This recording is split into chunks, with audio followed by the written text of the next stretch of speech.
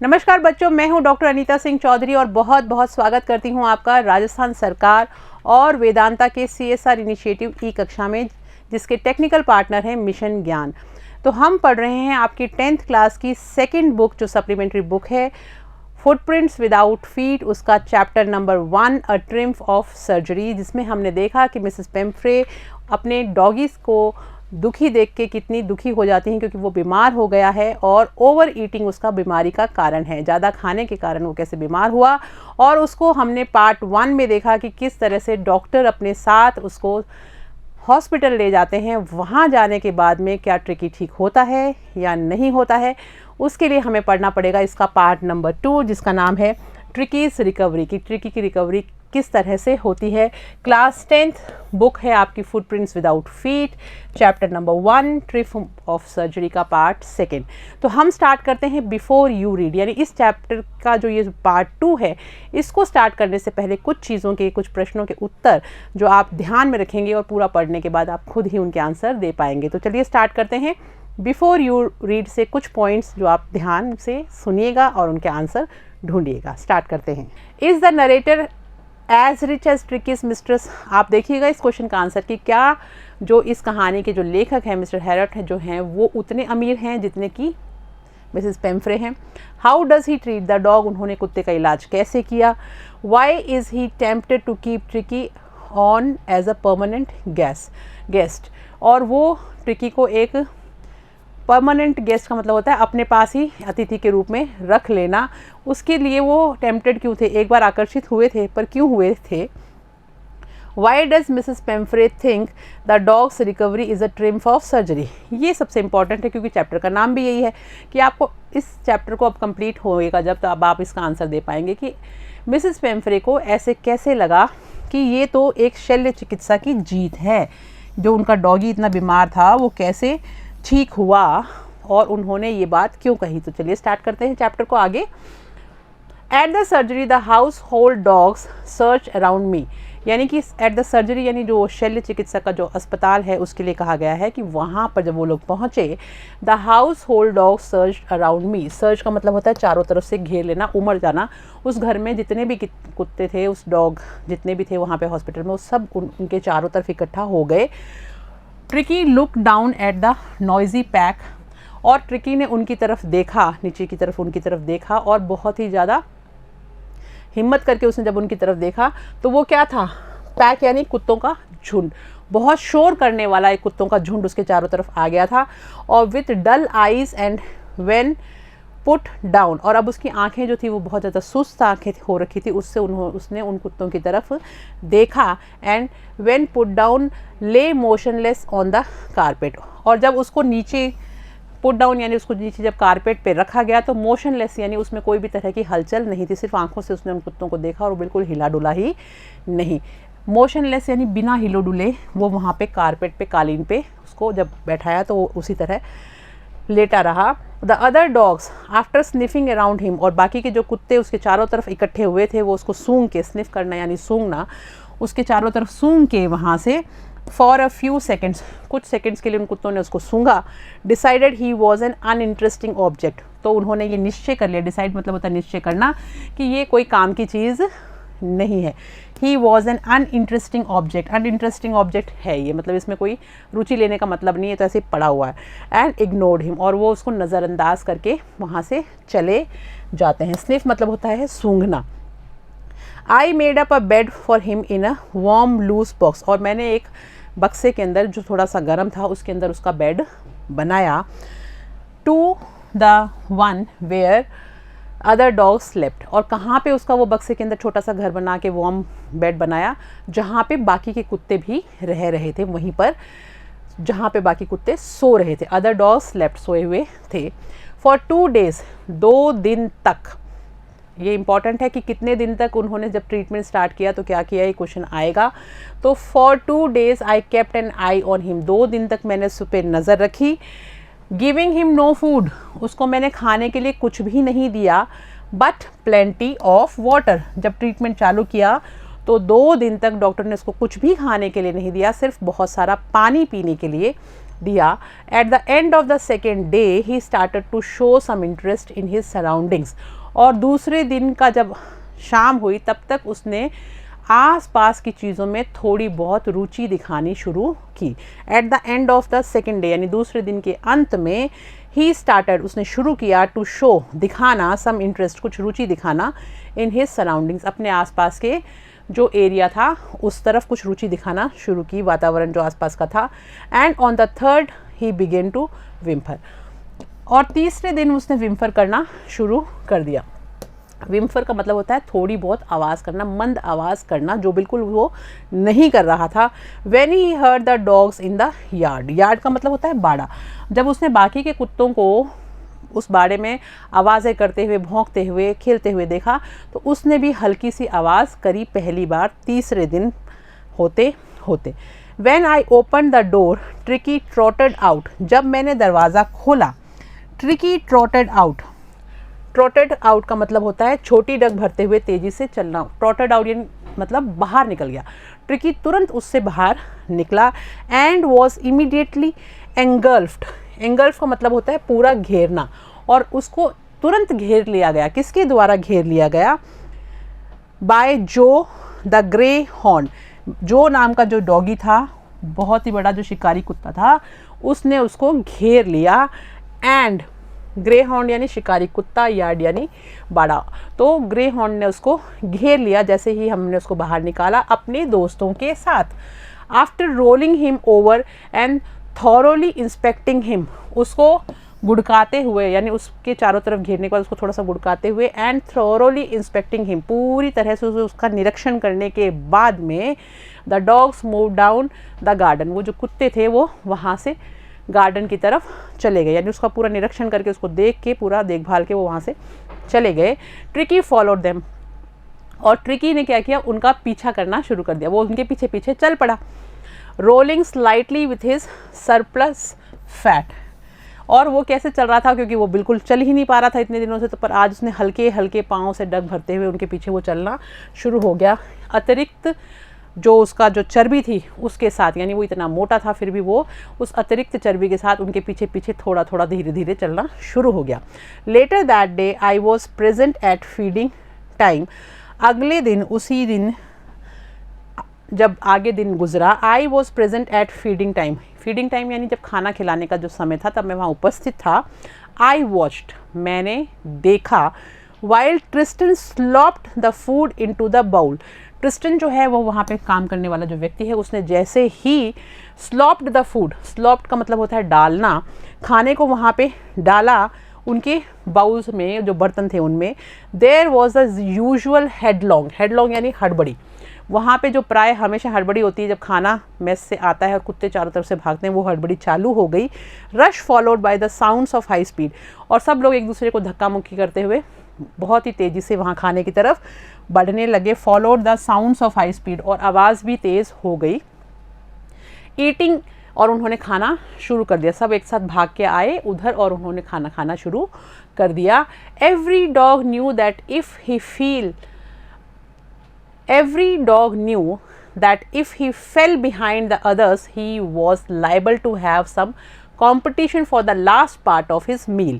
ये बहुत ज़रूरी है और इम्पॉर्टेंट भी है आपको समझना कि अब वहाँ की स्थिति ऐसी थी जो मिसेस पेम्फ्रे के घर से बिल्कुल विपरीत थी। मिसेस पेम्फ्रे आगे से आगे ट्रिकी को कुछ ना कुछ अपने हाथ से खिलाती रहती, जो उसको पसंद था वो भी, और एक्स्ट्रा भी देती रहती थी। लेकिन यहाँ पर उसको बहुत संघर्ष करना पड़ रहा था खाने के लिए।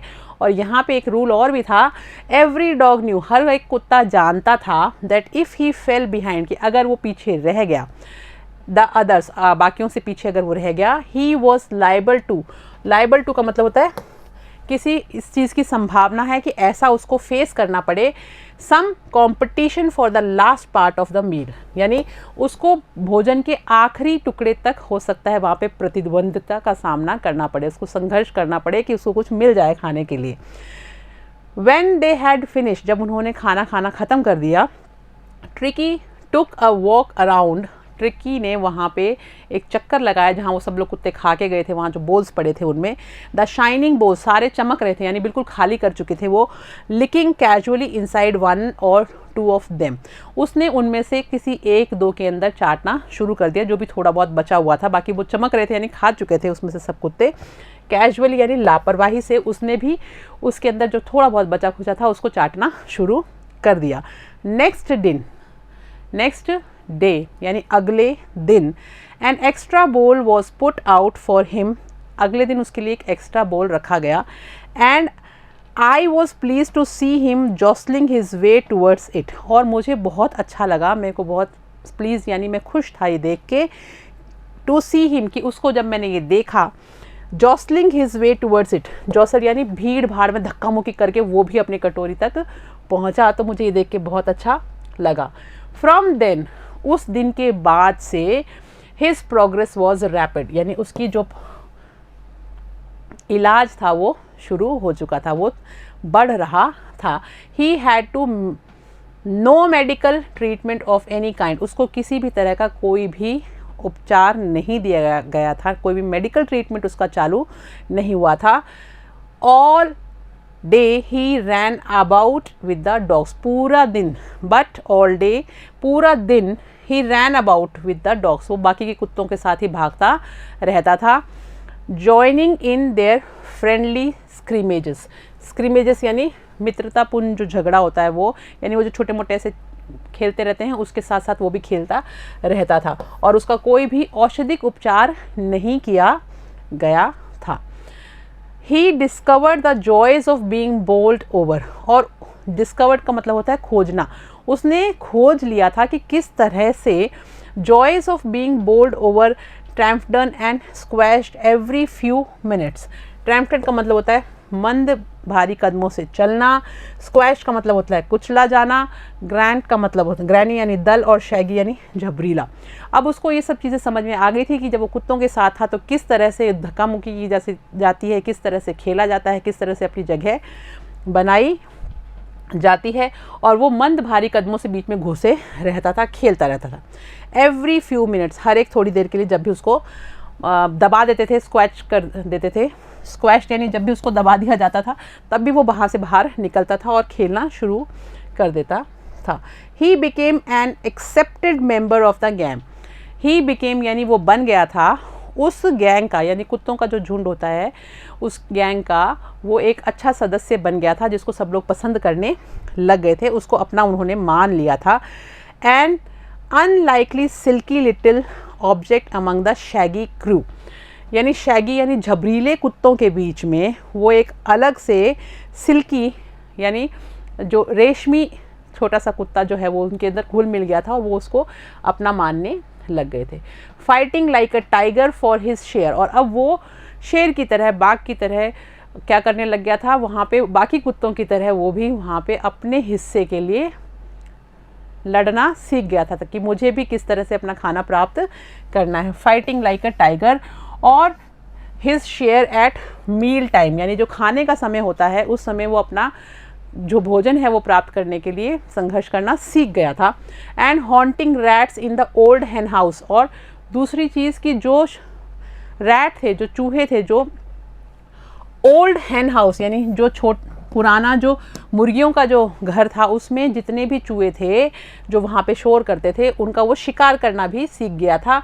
He had never had such a time in life, और इस तरह का समय उसने अपनी ज़िंदगी में पहले कभी नहीं बिताया था कि खुद अपने आप जाके और रैट्स को पकड़ा हो, लेकिन अब वो ये चीज़ सीख गया था।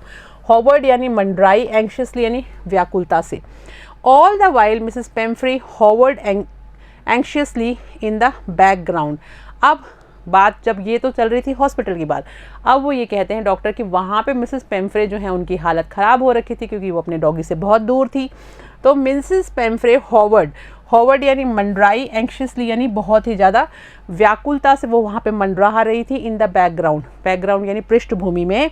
Ringing a dozen times a day for the latest, और दिन में दर्जनों बार वो फ़ोन करा करती थी for the latest bulletins, latest जो समाचार है, उसकी स्थिति जो है उसके बारे में पता लगाने के लिए उनका काम यही था कि वो पूरा समय इधर उधर मंडराती रहती थी और फ़ोन करती रहती थी ये जानने के लिए कि उनका ट्रिकी कैसा है। I dodge the questions, Dodge का मतलब होता है टाल देना, और हमारे जो डॉक्टर हैं यहाँ पे वो कहते हैं कि मैं उनके प्रश्नों को टाल देता था। About whether his questions were being turned regularly और हिज करेक्ट, क्योंकि वो यही पूछती थी कि क्या उनके क्वेश्चन बदले जा रहे हैं, क्या आप उसका ये चीज़ दे रहे हो, वो चीज़ दे रहे हो, ऐसे वो प्रश्न पूछती थी कि क्वेश्चन बदले जा रहे हैं। और हिज करेक्ट कोट वॉन, और या उसको सही तरह का कोट पहना रखा है जो उसको दिया गया है इस मौसम के हिसाब से अकॉर्डिंग टू द वेदर। तो but I was able to tell her that the little fellow was out of danger. तो उन प्रश्नों का जो उत्तर है वो मैं टाल देता था और मैं सिर्फ इतना कहता था कि आपका डॉगी जो है वो अब खतरे से बाहर है, आउट ऑफ डेंजर है। एंड कॉन्वलेसिंग एंड कॉन्वालेसिंग, कॉन्वालेसिंग का मतलब होता है बीमारी के बाद स्वास्थ्य लाभ जिसको प्राप्त हो रहा हो, यानी जो ठीक हो रहा हो, उसके लिए यूज़ किया जाता है। कॉन्वलेसिंग रैपिडली, यानी वो धीरे धीरे सुधार की तरफ बढ़ रहा है, उसमें काफ़ी सुधार हो गया है। The word convalescing seem to do something to Mrs Pumphrey, ये जो शब्द था कॉन्वलेसिंग की, इसमें सुधार हो रहा है, इस शब्द ने मिसेस पेम्फ्रे के ऊपर बहुत असर डाला। मिसेस पेम्फ्रे बहुत ही खुश हो गई कि वो उसमें सुधार हो रहा है। She started to bring round fresh eggs, और अब उन्होंने क्या किया, जब उनको ये पता चला कि डॉगी में सुधार हो रहा है तो वो रोज़ ताज़ा अंडे लाना शुरू कर दिया उन्होंने। 2 डज़न एट अ टाइम, एक समय में 2 दर्जन अंडे वो दे जाती थी। टू बिल्ड अप ट्रिकीज़ स्ट्रेंथ, ताकि ट्रिकी की जो ताकत है उसको और ज़्यादा मजबूत किया जा सके। For a happy period my partners and I had 2 egg. अब वो कहते हैं कि अंडे तो मिसेस पेम्फ्रे दे के जाती थी डॉगी के लिए, लेकिन वो अंडे डॉगी को नहीं खिलाए जाते थे क्योंकि उसको ज़रूरत ही नहीं थी। वो पहले ही बहुत ज़्यादा फैट था, मोटा हो चुका था, उसको ठीक करने के लिए यहाँ लाया गया था। तो ये जो अंडे थे ये कौन खाता था? ये अंडे खाते थे वो खुद और उनके पार्टनर्स जो हॉस्पिटल में थे। फॉर अ हैप्पी पीरियड, यानी बहुत ही अच्छा समय हमारा हो निकला। माई पार्टनर्स यानी मेरे जो साथी थे वो, and I had 2 eggs each for breakfast, हम रोज़ 2 अंडे ब्रेकफास्ट में खाने लगे, मैं भी और मेरे उधर काम करने वाले मेरे पार्टनर्स भी। But when the bottles of wine began to arrive, लेकिन जब वाइन की बोतलें आनी शुरू हो गई, the real possibilities of the situation began to dawn on the household. और अब पॉसिबिलिटी का मतलब होता है संभावना, कि अब इन सब चीज़ों की संभावना जो है वो उस परिस्थिति के according began to dawn on the household, उसका असर उस घर पे भी पड़ने लग गया। I was to enrich the Tricki's blood, it was to enrich Tricki's blood. और ये किस लिए आ रही थी? उन्होंने वाइन क्यों भेजना शुरू कर दिया कि पहले अंडे भेजे ताकि उसमें ताकत आ जाए, फिर उन्होंने वाइन भेजनी शुरू कर दी कि अब जो ट्रिकी है उसका जो ब्लड है उसको बढ़िया करने के लिए, उसको एनरिच करने के लिए, उसको पुष्ट करने के लिए अब वाइन भी आने लग गई। Lunch became a ceremonial occasion, और हमारा जो दोपहर का खाना था वो किसी समारोह के जैसा हो गया था, क्योंकि हम बढ़िया अंडे खाते थे और बढ़िया वाइन पीते थे जो मिसेस पेम्फ्रे भेजा करती थी। With 2 glasses of wine before and several during the meal, यानी ये अनुष्ठान संबंधी अवसर हो गया था हमारे लिए कि हम बढ़िया तो अंडे खाते थे सुबह, दोपहर का जो लंच करते थे उसमें साथ में 2 ग्लास वाइन पीते थे, and before and several during the meal, खाने के दौरान भी पीते थे, पहले भी पीते थे और बाद में भी पीते थे। We could have hardly believe it, हमें विश्वास ही नहीं हो रहा था इस पे कि हमारे इतने बढ़िया दिन चल रहे हैं। It when the brandy came to put a final edge on Tricki's constitution, यानी अब ट्रिकी की संरचना को सुधारने के लिए तीसरी चीज़ जब ब्रांडी भी आ गई तो हमें विश्वास ही नहीं हुआ कि ये सब हो क्या रहा है। For a few nights the fine spirit was rolled around, कुछ दिनों के लिए ये जो द फाइन स्पिरिट, यहाँ पे कॉन्स्टिट्यूशन का मतलब यहाँ पे संरचना है, संविधान नहीं है इस चैप्टर में। स्पिरिट का मतलब यहाँ पे शराब है, आत्मा नहीं है। The fine spirit was rolled round, inhaled and reverently drunk. अब वो जो बढ़िया शराब आने लगी, जो वाइन आने लगी उसको हम लोग सूंघते थे, बढ़िया मज़े लेते थे और उसके श्रद्धापूर्वक हम उसको पीते थे जैसे कि वो हमारे लिए ही भेजी गई हो। They were days of deep content, content का मतलब संतुष्टि, और वो जो दिन थे वो ऐसा लगता था कि बहुत ही संतुष्टि भरे दिन है। Starting well with the extra eggs, जिसकी शुरुआत अतिरिक्त अंडों से हुआ करती थी। In the morning improved and sustained by the mid day wine, और उसके बाद में वो जारी रहती थी, सस्टेन की जाती थी। किसी भी स्थिति में कायम रखना इसका मतलब होता है वो कायम रहती थी। पहले अंडे खाए जाते थे, फिर ये स्थिति कायम रहती थी, फिर हम वाइन पीते थे। Finishing luxuriously around the fire with the brandy, और फिर बहुत ही विलासिता पूर्वक अंडे खाए, वाइन पी, खाना खाया, और लास्ट में हम जो ब्रांडी है उससे अपना दिन की अंत किया करते थे। यानी रात को हम आराम से बैठ के ब्रांडी भी पिया करते थे, आग के चारों तरफ बैठ के। It was a temptation to keep Tricki on as a permanent guest. अब हमारे को ऐसे लगने लग गया, जो राइटर है, जो डॉक्टर है, वो कहते हैं कि अब ये आकर्षण का विषय हो गया था। हम लोग टेम्पटेड थे इस चीज़ को करने के लिए। मुझे ऐसा लगा कि ट्रिकी को क्यों ना यहीं रख लें, कितनी मौज मस्ती हो रही है, इसके चक्कर में हमें इतनी चीज़ें खाने पीने को मिल रही हैं। बट लेकिन आई न्यू, मैं जानता था, Mrs Pumphrey was suffering and after a fortnight, कि मुझे पता था कि मिसेस पेम्फ्रे जो हैं वो बहुत ज़्यादा पीड़ित हैं क्योंकि उनका कुत्ता उनके पास नहीं है। एंड आफ्टर अ फोर्टनाइट, और अगली रात को, अगले दिन नेक्स्ट सुबह, felt compelled to phone and tell her that the little dog had recovered. Compelled यानी बाध्य, मैं इस बात पे बाध्य हो गया, विवश हो गया कि अब मैं उनको फ़ोन कर दूं कि आपका जो कुत्ता है वो ठीक हो गया है, रिकवर हो गया है।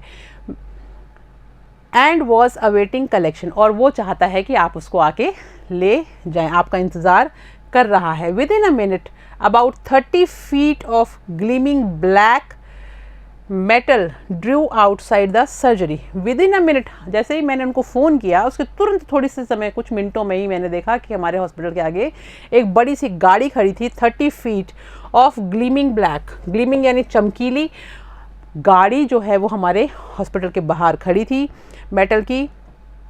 Through up outside the surgery, हमारे हॉस्पिटल सर्जरी के बाहर, शल्य चिकित्सक जो हॉस्पिटल था उसके बाहर। द शॉफर, शॉफर का मतलब होता है ड्राइवर, जो ड्राइवर था, ओपन द डोर, उसने दरवाज़ा खोला। And I could just make out the figure of Mrs Pumphrey, और मैंने पता लगा लिया कि उसमें मिसेस पेम्फ्रे की जैसी आकृति दिखते ही मैं समझ गया कि मिसेस पेम्फ्रे उसमें बैठी हुई हैं। शॉफर यानी ड्राइवर, फिगर यानी आकृति, रिकवर्ड यानी स्वास्थ्य लाभ। Figure of Mrs Pumphrey almost lost in the interior, interior यानी जो अंदरूनी हिस्सा होता है गाड़ी का, उसके लिए कहा गया है कि अंदर का जो हिस्सा था उसमें मिसेस पेम्फ्रे मुझे वहाँ पे दिखाई दी। Her hands were tightly clasped, clasp यानी उनके हाथ जो है उन्होंने टाइट से पकड़ रखे थे, क्योंकि वो बहुत ज़्यादा उत्तेजित सी हो रखी थी, उत्साहित थी, क्योंकि वो अपने प्यारे कुत्ते को लेने आई थी। इन फ्रंट ऑफ हर, उसके सामने उसने अपने हाथों को टाइटली पकड़ रखा था। हर लिप्स ट्रेम्बल्ड, और उनके होठ जो थे वो कांप रहे थे। देखिए मिसेस पेम्फ्रे की हालत कि अब वो अपने डॉगी को लेने आई हैं तो कोई डर लग रहा था कि पता नहीं वो कैसा, कितना ठीक हुआ है, क्या हुआ है उसके साथ, तो वो डर भी रही थी। उनके होठ कांप रहे थे। Oh Mr Herriot, do tell me the truth, और वो कहती हैं कि मिस्टर हैरियट आप प्लीज़ मुझे सच्चाई बता दीजिए कि क्या हुआ है। इज़ ही रियली बेटर, क्या वो वास्तव में स्वास्थ्य लाभ उसको हुआ है, ज़्यादा सही हुआ है। Yes he is fine, doctor ने कहा हाँ वो बिल्कुल ठीक है। There is no need for you to get out of the car, आपको ज़रूरत नहीं है कि आप कार के बाहर आएँ।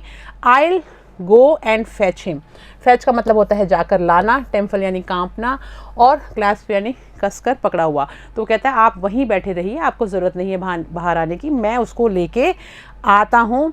There is no need for you to get out of the car, I will go and fetch him, मैं उसको पकड़ के लेके आता हूँ।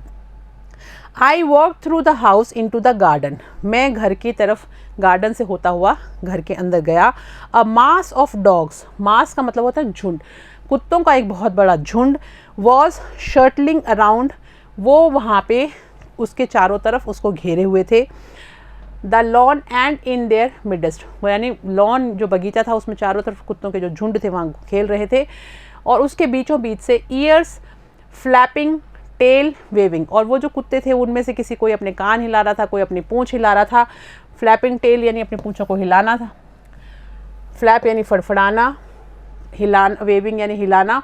Was the little golden figure of tricky, और उन कुत्तों के बीच में एक गोल्डन कलर की जो फिगर दिखाई दे रही थी, यानी स्वर्णिम छोटा सा ट्रिकी जो कुत्ता जो था वो दिखाई दिया। ट्रांसफॉर्म्ड यानी बदल गया था, लीथ यानी लचीला। In 2 weeks he had been transformed, यानी 2 ही हफ्तों में उसको बदल दिया गया था इनटू अ लीथ। लीथ का मतलब होता है बहुत ही लचीले रूप में उसको बदल दिया गया था। हार्ड मसल्ड, और हार्ड मसल्ड यानी कड़ी मांसपेशियों वाला और बहुत ही लचीला वो ट्रांसफॉर्म हो गया था, बदल दिया गया था उसको सिर्फ 2 ही हफ्तों में। Animal, he was keeping up well with the pack stretching out in greet. Pack of dogs, जो कुत्तों का जो झुंड था उसमें से वो भी बाहर, stretching out in great bounds, वो भी उसमें से बाहर निकलता हुआ दिख रहा था। स्ट्रेचिंग यानी अंगड़ाई ले रहा था। इन ग्रेट बाउंड्स, बाउंड्स यानी लंबे डग भरते हुए अंगड़ाई ली उसने, और उसके बाद में लंबे डग भरते हुए। His chest almost bursting the ground, bursting का मतलब होता है छूना, उसकी जो छाती हो बिल्कुल ग्राउंड को छू रही थी। उन कुत्तों के झुंड में से ट्रिकी हमारी तरफ बढ़ता हुआ आ रहा था। I carried him back along the passage, मैंने उसको उठाया, कैरिड हिम यानी उसको मैं साथ में लेके आया, पैसेज यानी गलियारे से, to the front of the house, घर के एकदम सामने। The chauffeur was still holding the car, और जो ड्राइवर था उसने अभी भी कार का जो डोर है उसको ओपन कर रखा था, पकड़ रखा था खोल के।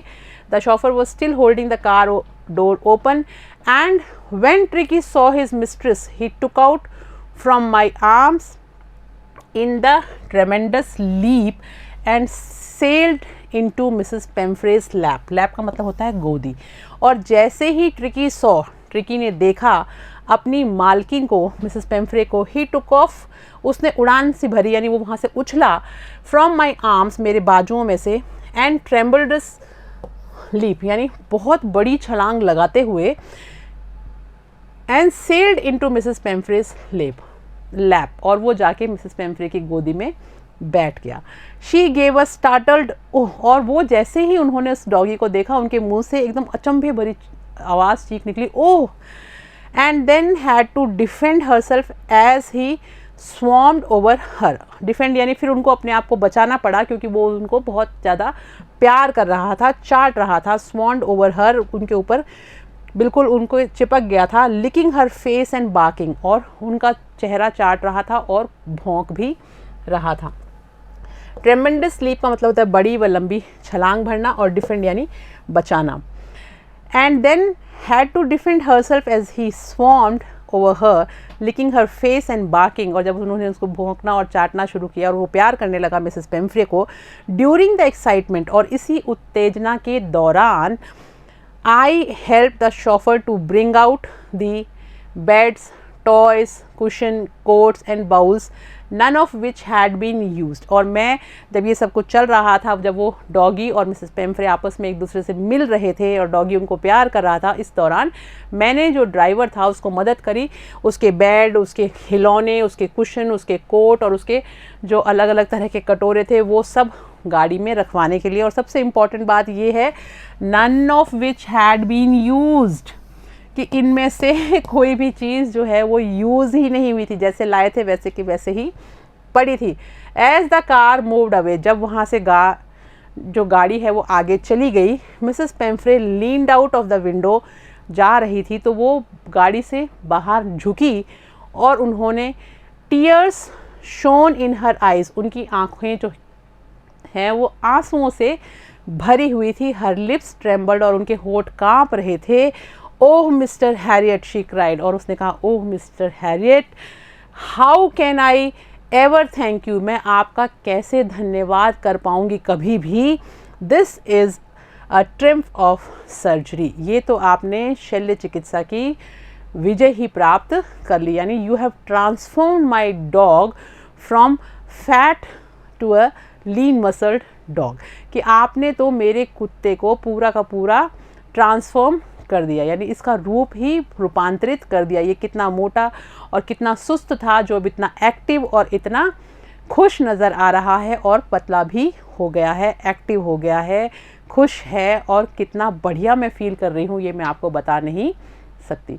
तो बच्चों, इस तरह से हमने देखा कि किस प्रकार ट्रिम्फ ऑफ सर्जरी जो है वो कहती हैं मिसेस पेम्फ्रे इस चैप्टर के एंड में, और शल्य चिकित्सा की जो विजय हुई वो कैसे हुई। बेचारा छोटा सा जो पपी था ट्रिकी वो एकदम ठीक हो गया। तो इसीलिए कहते हैं ना कि किसी भी चीज़ की अति खराब है। आपको उतनी ही चीज़ें खानी पीनी चाहिए जितनी आपके डाइट में शामिल होनी चाहिए, जो आपके स्वास्थ्य के लिए अच्छी हों। एक्स्ट्रा जंक फूड आपको नहीं खाना चाहिए, नहीं तो ट्रिकी जैसी हालत हो जाती है। तो आप लोग ध्यान रखिए एंड आई होप ये बहुत ही मज़ेदार चैप्टर आपको अच्छा लगा होगा, समझ में आया होगा। इसके नेक्स्ट पार्ट में हम करेंगे इसके क्वेश्चन आंसर्स।